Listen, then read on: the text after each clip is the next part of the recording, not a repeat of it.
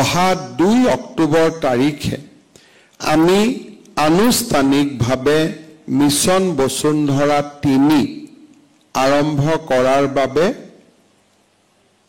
আমি সম্পূৰ্ণ প্ৰস্তুতিৰ সৈতে আগবাঢ়িছো। দুদিনীয়াকৈ অনুষ্ঠিত বৰ্তমানৰ কৰ্মশালাখনো মিছন বসুন্ধৰা 3 এক প্ৰস্তুতি পৰ্ব হিচাপে আমি গণ্য কৰিছো। 2021 চনৰ 2 অক্টোবৰত আমি মিছন বসুন্ধৰা 1 আৰম্ভ কৰিছিলো আৰু মিছন বসুন্ধৰা 1ৰ জৰিয়তে আমি অসমৰ প্ৰায় 8 লাখ লোকক উপকৃত কৰিবলৈ সক্ষম হৈছিলো। মিছন বসুন্ধৰা 2 আমি 2022 চনৰ 14 নৱেম্বৰত আৰম্ভ কৰিছিলো। মিছন বসুন্ধৰা 2ৰ সময়ছোৱাত আমি 2,29,659 গৰাকী ব্যক্তিক অফাৰ অফ সেটেলমেন্ট অৰ্থাৎ মাটিৰ বন্দবস্তিৰ বাবে আমি তেওঁলোকক নিৰ্বাচন কৰিবলৈ সক্ষম হৈছিলো। এটা সন্তুষ্টিৰ বিষয় নিশ্চিতভাৱে এয়াও আছিল যে মিছন বসুন্ধৰা 2ৰ অধীনত উপকৃত হোৱা 84% আবেদনকাৰী অনুসূচিত জনজাতি, অনুসূচিত জাতি আৰু অন্যান্য পিছপৰা সম্প্ৰদায়ৰ লোক আছিল। নিশ্চিতভাৱে মিছন বসুন্ধৰা 1 আৰু 2 অসমৰ খিলঞ্জীয়া জনসাধাৰণক মাটিৰ অধিকাৰ প্ৰদান কৰাত বহু পৰিমাণে সফল হৈছিল। ব্ৰহ্মপুত্ৰ উপত্যকাত 3 লাখ বিঘা মাটি আমি বন্দবস্তি কৰিবলৈ সক্ষম হৈছিলো। বৰাক উপত্যকাত 1214 বিঘা মাটি আমি বন্দবস্তি কৰিবলৈ মিছন বসুন্ধৰা 1 আৰু 2ৰ সময়ত আমি সক্ষম হৈছিলো। মিছন বসুন্ধৰা 3ৰ জৰিয়তে আমি মিছন বসুন্ধৰা 2ত বিভিন্ন কাৰণত বন্দবস্তি কৰিব নোৱাৰা লোকসকলৰ আবেদন আমি পুনৰীক্ষণ কৰিম, বিশেষকৈ নতুনকৈ জাৰি হ'বলগীয়া কিছু গাইডলাইনৰ ভিত্তিত। এই গাইডলাইনৰ দুটা প্ৰধান বৈশিষ্ট্যতা হ'ব যে 3টা প্ৰজন্মৰ প্ৰমাণপত্ৰৰ প্ৰয়োজনীয়তাৰ পৰা আমি অসমৰ চাহ জনজাতি আৰু আদিবাসী সম্প্ৰদায়ৰ লোকসকলক এই আওতাৰ পৰা আমি বাহিৰলৈ নিম আৰু অসমৰ গোৰ্খা সম্প্ৰদায়ৰ লোকসকলকো এই আনুষ্ঠানিকতাৰ পৰা আমি বাহিৰলৈ আনিম। ইয়াৰ ভিতৰতে লখিমপুৰ, তিৰাপ এই ধৰণৰ ট্ৰাইবেল বেল্ট এণ্ড ব্লকত আমি অসমৰ খিলঞ্জীয়া 6টা জনগোষ্ঠী আৰু গোৰ্খা সম্প্ৰদায়ৰ লোকক আমি প্ৰটেক্টেড ক্লাছলৈ এই সময়ছোৱাৰ ভিতৰতে আমি ঘোষণা কৰিম। ইয়াৰ ফলত মাৰ্ঘেৰিটা, লখিমপুৰ আদি যথেষ্ট খিলঞ্জীয়া লোক এই সিদ্ধান্তৰ পৰা উপকৃত হ'ব। নিশ্চিতভাৱে এই সংশোধনৰ পিছত মিছন বসুন্ধৰা 2ত আমি প্ৰত্যাখ্যান কৰা বহুবোৰ আবেদন বন্দবস্তিৰ যিটো আমাৰ মেট্ৰিক্স আছিল বা বন্দবস্তিৰ যিটো আমাৰ মানদণ্ড আছিল তাৰ অন্তৰ্ভুক্ত হ'ব আৰু মিছন বসুন্ধৰা 2ত বাদ পৰা বহু ব্যক্তি এই 2টা সিদ্ধান্তৰ জৰিয়তে উপকৃত হ'ব। মই ৰাজহ বিভাগক অনুৰোধ কৰিম ট্ৰাইবেল বেল্ট এণ্ড ব্লক ইয়াত গোৰ্খা আৰু 6 জনগোষ্ঠীক প্ৰটেক্টেড ক্লাছৰ মৰ্যাদা দি আমাৰ চৰকাৰী অধিসূচনা আমি যাতে 2 অক্টোবৰৰ আগতে ঘোষণা কৰিব পাৰো আৰু সমান্তৰালভাৱে গোৰ্খা আৰু আদিবাসী জনগোষ্ঠীক 3টা প্ৰজন্মৰ আওতাৰ পৰা বাহিৰত অনা অধিসূচনাখনো আমি দিব পাৰো যাতে যথেষ্ট সংখ্যক লোক ইয়াৰ পৰা উপকৃত হ'ব পাৰে মিছন বসুন্ধৰা 3ত আমি কেনেকুৱা ধৰণৰ সেৱা আগবঢ়াম তাৰ বিষয়ে আমি ইতিমধ্যে বহুলভাৱে আলোচনা কৰিছো মই আগতে কৈ অহাৰ দৰে মিছন বসুন্ধৰা 2ত নিষ্পত্তি নোহোৱা বা নিষ্পত্তি হোৱা পুনৰীক্ষণৰ প্ৰয়োজন হোৱা আটাইবোৰ আবেদন আমি মিছন বসুন্ধৰা 3ৰ সময়ত আমি আকৌ এবাৰ পুনৰীক্ষণ কৰিম দ্বিতীয়তে আমি মিছন বসুন্ধৰা 1 আৰু 2ত ব্যক্তিগত লোকক নাগৰিকক আমি ইয়াৰ সুবিধা দিছিলো কিন্তু আমি সামাজিক সংস্থাবিলাকক মাটিৰ পট্টা আবেদন কৰাৰ সুবিধা 1 আৰু 2ৰ সময়ত আমি দিয়া নাছিলো আমাৰ লক্ষ্য হ'ব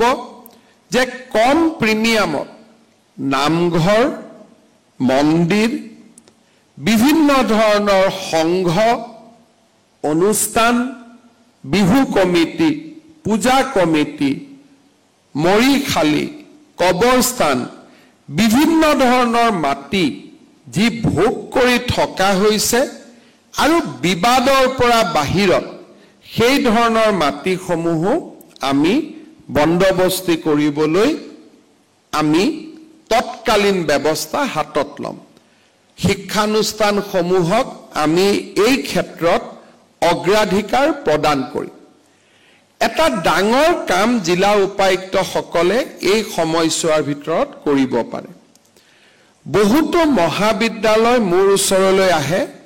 যে ওচৰতে 10 বিঘা চৰকাৰী মাটি আছে এই 10 বিঘা মাটি যদি মহাবিদ্যালয়খনক দিব পৰা যায় তাত এটা আমি ছোৱালী হোষ্টেল বনাব পাৰো এটা বয়জ হোষ্টেল বনাব পাৰো সাধাৰণ সময়ত বিভিন্ন কাৰণত এই ধৰণৰ আবেদনবিলাক আমি হাতত নলওঁ মিছন বসুন্ধৰা 3ৰ সময়ত শিক্ষানুষ্ঠানক বিশেষকৈ মহাবিদ্যালয় আৰু বিশ্ববিদ্যালয়ত অতিৰিক্ত ভূমি আবলটনৰ ব্যৱস্থাও আমি এটা সেৱা হিচাপে হাতত ল'ম সাধাৰণতে বসুন্ধৰা মানে বহি থকা মাটিত পট্টা দিয়া কিন্তু শিক্ষানুষ্ঠানৰ ক্ষেত্ৰত চৰকাৰী শিক্ষানুষ্ঠানৰ ক্ষেত্ৰত মহাবিদ্যালয় আৰু বিশ্ববিদ্যালয়সমূহত অতিৰিক্ত ভূমি আবলটনৰ এটা সুবিধা প্ৰদান কৰাও এই মিছনটোৰ ভিতৰত আমি ল'ম অন্যথা ব্যক্তিগত আবেদনসমূহ নিষ্পত্তি কৰোঁতে প্ৰশাসন তন্ত্ৰই বহুত সময় লয় আমি মিছন বসুন্ধৰা 3ৰ সহায়ত অসমৰ শিক্ষা ব্যৱস্থাক এটা নতুন মাত্ৰা প্ৰদান কৰিবৰ বাবে আমি প্ৰয়াস আৰু প্ৰচেষ্টা কৰিব পাৰিম ভূদান আৰু গামদান দেৱোত্তৰৰ মাটি যিসমূহ এতিয়াও মানুহ বহি আছে কিন্তু আমি তেওঁলোকৰ নামত আমি আবলটন দিব পৰা নাই এই মাটিসমূহ আমি মিছন বসুন্ধৰা 3ৰ সময়ত আমি আবলটন দিম আমি গাঁও অঞ্চলত ৰায়তক মাটিৰ অধিকাৰ আমি মিছন বসুন্ধৰা 2ত আমি প্ৰদান কৰিছিলো কিন্তু নগৰৰ ৰায়তক আমি মাটিৰ পট্টা প্ৰদান কৰা নাছিলো এইবাৰ কম সংখ্যক হলেও নগৰত থকা ৰায়তসকলকো আমি মাটিৰ পট্টা প্ৰদান কৰিম ইয়াৰ লগতে গুৱাহাটী মহানগৰীৰ দৰে নগৰ অঞ্চলত মিছন বসুন্ধৰা 2ত উপকৃত হোৱা সত্ত্বেও হাই ল্যান্ড প্ৰিমিয়ামৰ কাৰণে আমি বহুত বন্দবস্তি দিয়াৰ পিছতো তেওঁলোকে প্ৰিমিয়াম জমা দিব পৰা নাই এই ক্ষেত্ৰতো অহা 2 অক্টোবৰৰ আগতে আমি এটা সিদ্ধান্ত লম যি সিদ্ধান্তই নগৰ আৰু মহানগৰৰ ভূমিহীন লোকসকলক মাটি লোৱাত সহায় কৰিব আমাৰ লক্ষ্য হ'ব যে প্ৰথম বিক্ৰীত তেওঁলোকে যিমান তেওঁলোকৰ ক্ষমতা আছে তাৰ ওপৰত তেওঁলোকে প্ৰিমিয়াম দিয়ক কিন্তু ভৱিষ্যতে যেতিয়া তেওঁলোকে মাটিৰ কিনা বেচা কৰিব তেওঁলোকে ভূমিটোৰ জৰিয়তে উপাৰ্জন কৰিব তেতিয়া তেওঁলোকে আমাক দ্বিতীয়বাৰৰ বাবে ল্যান্ড প্ৰিমিয়াম দিব পাৰিব অৰ্থাৎ গুৱাহাটীৰ পাহাৰৰ মাটি এডোখৰ আমি যেতিয়া কাৰোবাক আবলটন কৰিম প্ৰিমিয়াম 3 লাখ টকা দিব লাগে 3 লাখ টকা দিয়াৰ তেওঁলোকৰ পৰিবেশ নাথাকে আমি 30,000 টকাতে তেওঁলোকক মাটি বন্দবস্তি কৰিম কিন্তু কন্ডিশন থাকিব তেওঁলোকে যেতিয়া দ্বিতীয়বাৰ কাৰোবাক মাটিটো বিক্ৰী কৰিব তেতিয়া আমাক এই 2,70,000 টকা মাটি বিক্ৰী কৰা ধনেৰে তেওঁলোকে আমাক দিব লাগিব it will be kind of a deferred payment আৰু এটা ইয়াৰ ফলত লাভ হ'ব যে বন্দবস্তি দিয়া মাটি মানুহে সহজে বিক্ৰী নকৰিব অৰ্থাৎ মাটিৰ অধিকাৰ আমি খিলঞ্জিয়াক দিয়া মাটিৰ অধিকাৰ তেওঁলোকে সহজে বিক্ৰী কৰাৰ ক্ষেত্ৰত বাধা আহিব তাৰ ফলত মাটিও আমাৰ মাজত থাকি যাব ইয়াৰ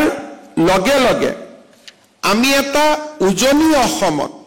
আৰু গুৱাহাটীৰো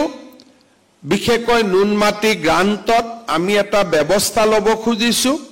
যে এবাৰৰ কাৰণে স্পেশাল গ্ৰান্ট টি গ্ৰান্ট আদিত আমি মানুহক মাটিৰ পট্টা আবেদন কৰাৰ বাবে অনুমোদন দিম যদিহে নিৰ্দিষ্ট সময় এটাত তেওঁলোক মাটিত বাস কৰিছে আৰু তাৰ পিছত টি ল্যান্ডত বা টি গ্ৰান্তত কোনোবা মানুহ বহিলে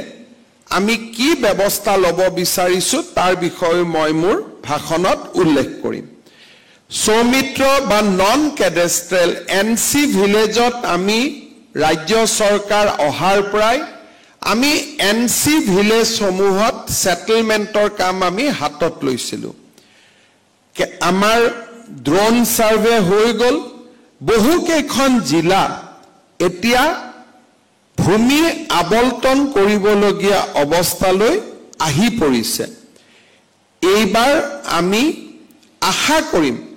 যে এনসি ভিলেজ সমূহত আমি মাটিৰ পট্টা মিছন বসুন্ধৰা 3ৰ সময়ত আমি দিবৰ বাবে আমি প্ৰচেষ্টা লম ইয়াৰ লগতে কোনোবা এটা সময়ত আমি ধৰ্মীয় প্ৰতিষ্ঠানৰ পৰা যি মাটি দখল আমি অধিগ্ৰহণ কৰিছিলো অনানুষ্ঠানিক উত্তৰাধিকাৰী ভূমি হস্তান্তৰ পঞ্জীয়ন ল্যান্ড ৰিক্লাসিফিকেশন এজমালি পট্টাৰ বিভক্তকৰণ আৰু ভূস্থানীয় মানচিত্ৰ সমূহক আমি ডিজিটেল ডেলিভাৰী